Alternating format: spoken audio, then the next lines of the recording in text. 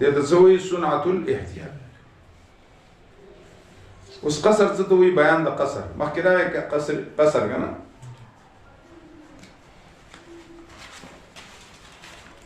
نو قصر ذكر دلتكي تقديم ده جار راغل بمجرور ماني تقديم ده جار راغل بمجرور تقديم ده جار مجرور راغل بخبر متعلق من تقديم ده جار او ده مجرور راغل بچا ماني بخبر متعلق من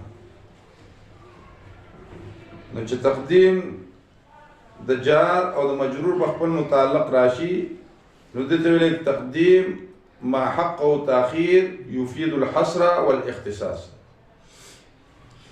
يفيد الحصر والاختصاص.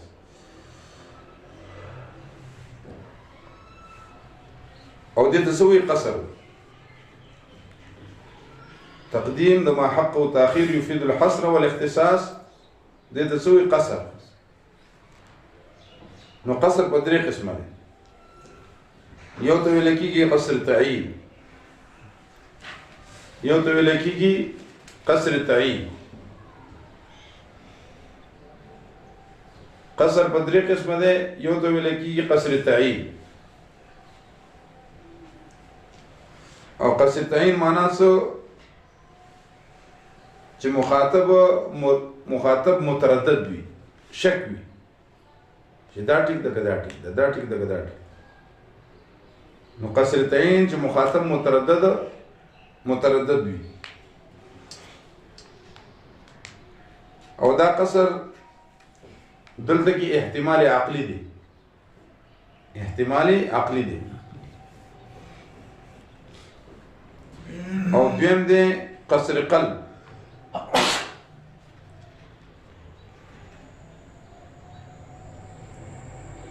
دویم دی قصر قلب چې مخاطب معتقد د عکس وي چې دنه نه غواړم دنه غواړم دام احتمال عقلی دی او دام غیر موجود دی صرف احتمال عقلی کې دی او دریم دی قصر افراد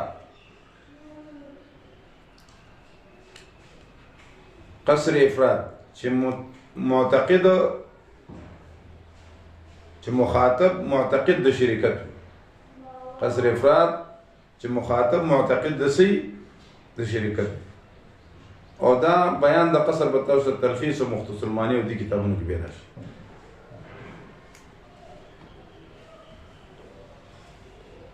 نو قصر افراد څه ته وایي چې مخاطب معتقد د شرکت وي چې الله نوم غواړم دنه غواړم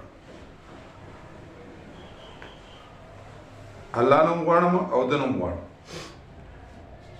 دغه دا خدای دوستان دي او داسې خلک ډیر دي دنیا کې داسې خلک ډیر دي.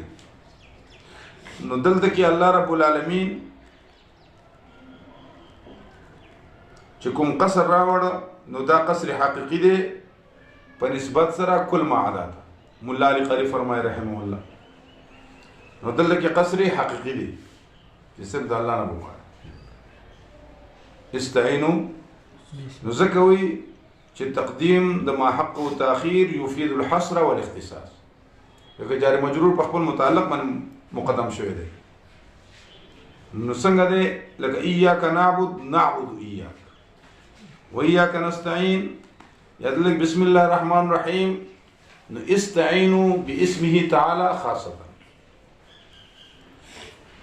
نو بسم الله لا بغیر الله غیر الله په نوم نه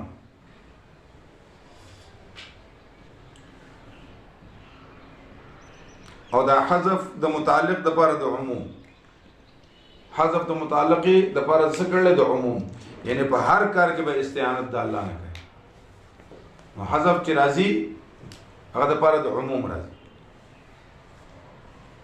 صرف په نوم د الله او دا تصریح ده په موضوع د قرآن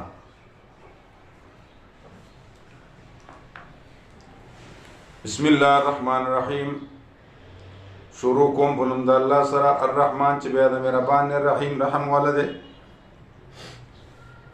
وسربط او خلاصه د تسمیه او د فاتحه. په تسمیه کې توحید دی او په فاتحه کې توحید، رسالت، قیامت، احکام، تخویف، بشارت. نو دې ته ویل کېږي تعمیم بعد التخصیص. څه ورته ویل کېږي؟ تعمیم بعد التخصیص. او تعمیم بعد التخصیص دا اوقعوي په ذهن کې. نو فاتحه کې توحید، دا تسمیه کې توحید او فاتحه کې توحید، رسالت، قیامت، احکام، تخویف او بشارت. نو دې ته ویل کېږي تخصیص، تعمیم بعد التخصیص.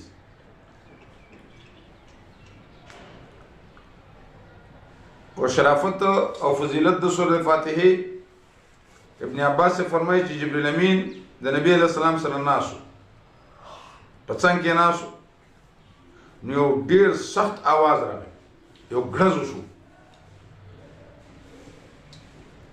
आवाज واورید. په دې کې یو ملک راکوشو چې دا هغه د ټوټي دا وړو کې د بیت الله سره لګیدو.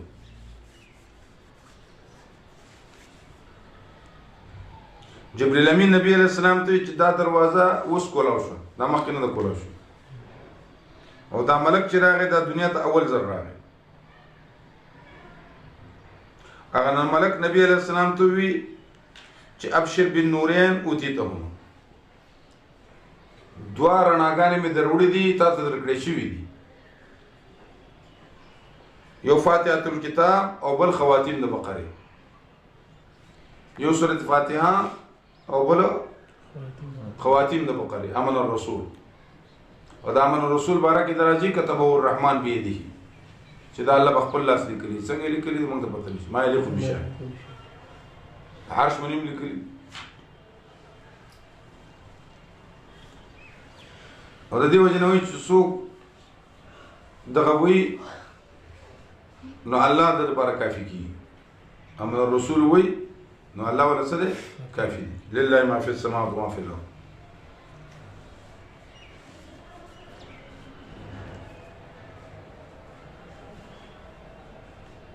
او دا داسې صورت دی چې دا په هیڅ یو نبی باندې الله نه نازل کړی، صرف په جناب محمد علیه السلام سورۃ فاتحه.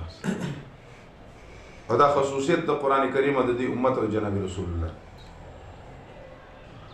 ابو سعید ابن معلا رضی الله فرمایي چې ما منځ کو او نبی علیہ الصلوۃ والسلام ماته وی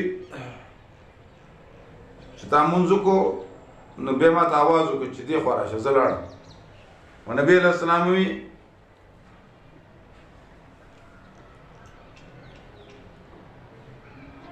تا منځ ختمول، تا منځ مات کړو راغله وی وتانه دی ورلی استعینوا استجیبوا لله والرسول اذا دعاکم لما یحییکم. کله چې تاسو الله او الله رسول غواړئ تاسو ورمنډه کړئ. تاسو پیدا کړی د نبی علیہ السلام आवाज فوت کی. به ماته وی چې د مسجد نه د جمعات نه وته مخکې ماته زبطاته یو داسې صورت وخیم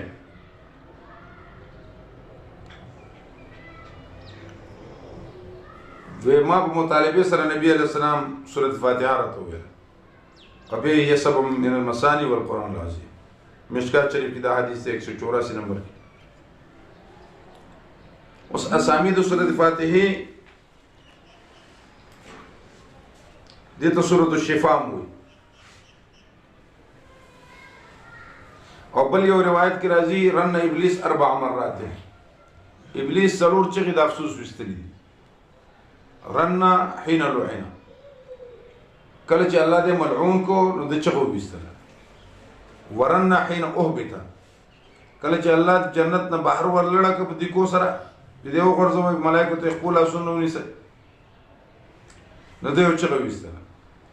ورن حين ولد النبي صلى الله عليه وسلم، او کله چې نبی رسول الله پیدا شو دې چغو وستل. ورن حين نزلت فاتحه الكتاب، او کله چې سورۃ فاتحه نازله شو د افسوس چلو وست دې ته سورۃ الشفاء وایي ځکه نبی علیہ السلام وی فی فاتحه الكتاب شفاء من كل داء د دارمی روایت ده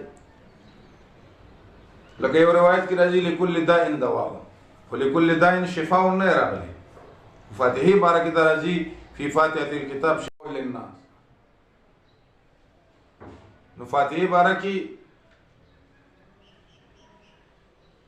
فی فاتحه الكتاب شفاء من كل داء او بیا پکې دام ده دې ته سورۃ الشفاء وي او دارنګه سورۃ الصلاۃ ورته وي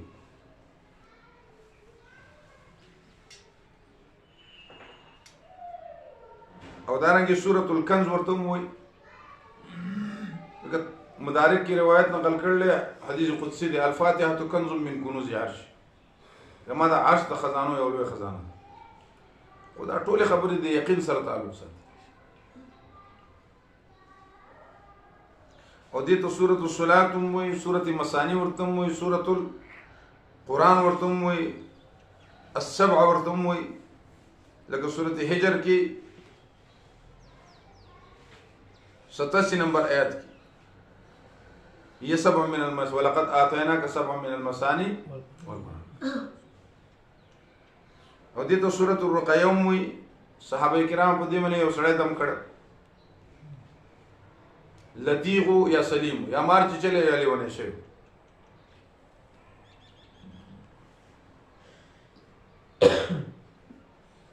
سورۃ الفاتحه ورته وي